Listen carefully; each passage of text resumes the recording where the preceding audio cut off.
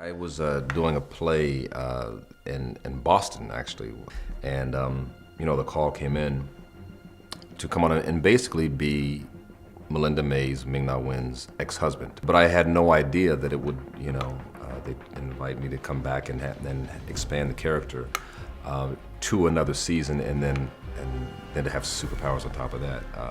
It's really incredible fun. The beauty of this relationship with Melinda May and Andrew Garner is the fact that these two people genuinely love each other. They genuinely love each other. They clicked, and they click now. That said, there's a foundational connection, very basic connection between these two, and they love each other deeply.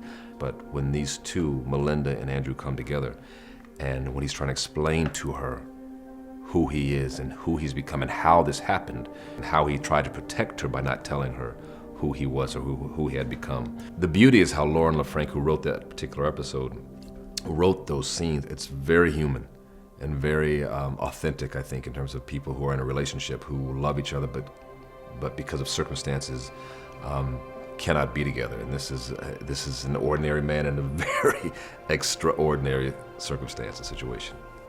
His job is to evaluate and assess other inhumans. He can't figure it out for himself. He really can't figure it out for them. He says, listen, any one of these people can become a monster, which is interesting.